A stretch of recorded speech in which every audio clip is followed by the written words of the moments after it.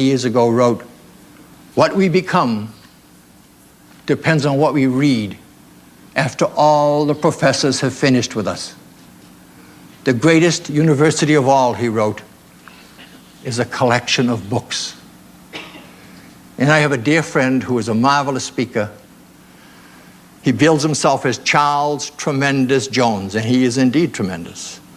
He is always telling his audiences, "You will be the same person in 5 years as you are today, except for the people you meet and the books you read." Let me repeat that. You will be the same person in 5 years as you are today, except for the people you meet and the books you read. So why not resolve to maybe make a slight alteration in your daily routine? And those of you, and I know there are many out there who have people under their supervision, suggest that they do the same thing. The next night that you're free, instead of collapsing in front of that television set at home, why not take a little trip down to your local library? Walk in, find that special shelf of books that's in every library, that gold mine, that shelf containing books on success, how to achieve it, and how to hold on to it after you get it. Walk up and introduce yourself to some of the most powerful people who have ever lived. People like Napoleon Hill, Norman Vincent Peale, Maxwell Maltz, Dorothea Brand, W. Clement Stone. They're waiting at this very minute to help you, to guide you, and to teach you the rules of the game. Of course, there's a little problem. You have got to go to them. I did many years ago. And it didn't take long for that miserable bum standing in the rain to become not much more than just a bad memory. Thank God. Another important and ageless secret that I had to learn with pain and tears, I had to learn them all with pain and tears. Thick up here. It takes a while. Is that you can never make progress in your life until you appreciate the assets that you already possess.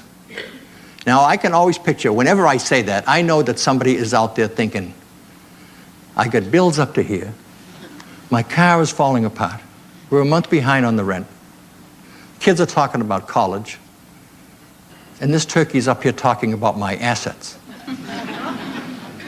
So let's take an inventory.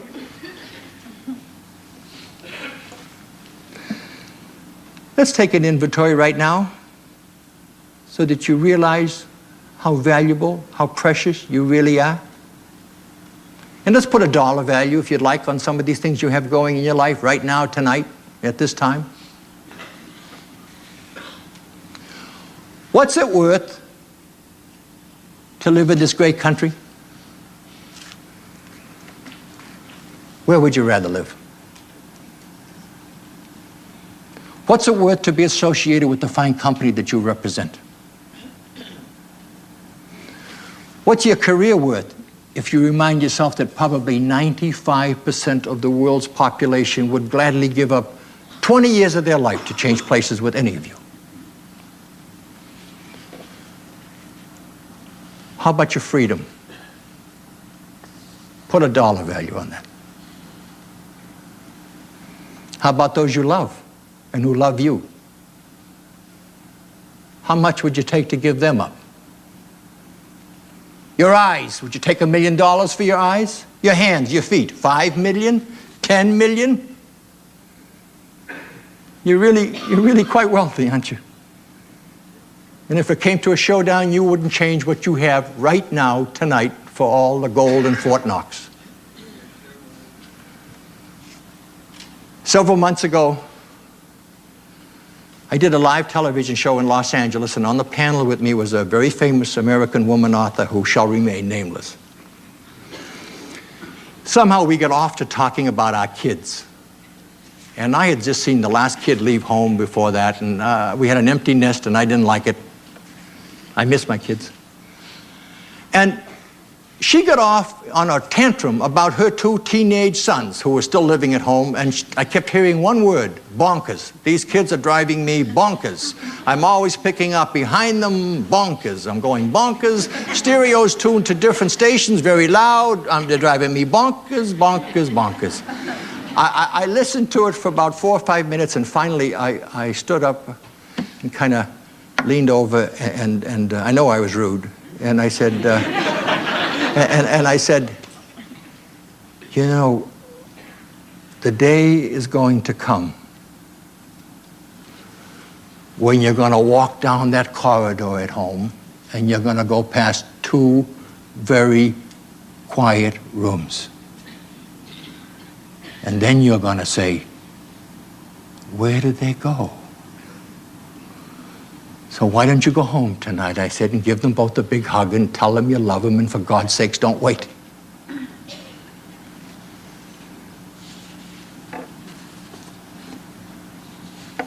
Another old secret.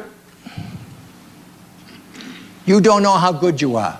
Wise men have been telling you for centuries that you're only using about 10% of your potential. Now, you're no fool. When you hear that now, you know how to play the game. You're wise. You nod your head like, you really, yeah, you buy that. You're right. Yeah, I'm only using about 10%. But we really don't believe them when they tell us that. Most of us are too busy instead thinking up reasons why we know we can't make it. And when somebody else does succeed, how quick we are to think, wasn't he or she lucky? It's so much easier to feel sorry for yourself, isn't it, than to realize that you are the greatest miracle in the world. And your destiny is in your hands and your hands alone, no matter how you kid yourself. You are in complete control of your tomorrow. But so many of us, I'm afraid, are like a duck that we had in our backyard back in Scottsdale, Arizona for many years. When my youngest son, Matthew, was in the 8th grade, he came home from school one day carrying a shoebox with holes punched in the cover, which should have caused us great concern right there. In the shoebox was a little yellow duckling. They had hatched this little guy in their biology class, and they nurtured him for 5 weeks. And then they had a raffle, and my kid won the duck.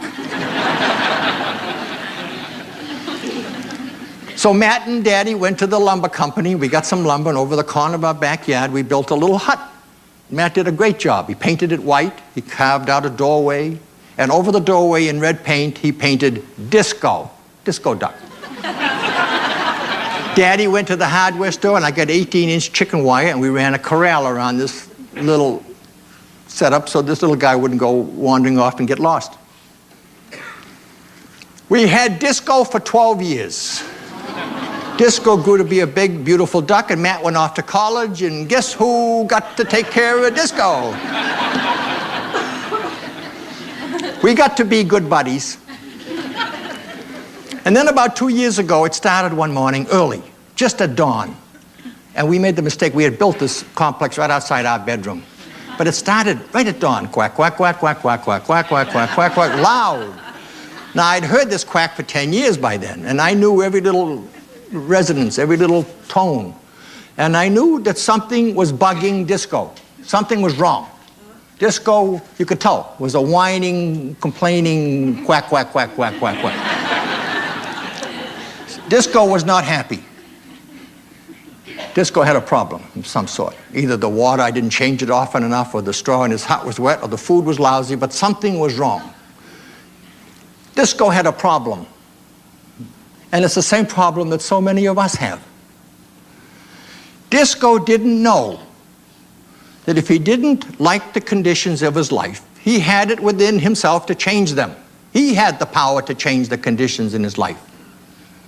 In Disco's case, if he didn't like things the way they are, the way they were, all Disco had to do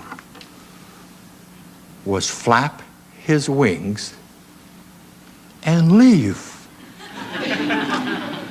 But you see, poor Disco didn't know that he could fly.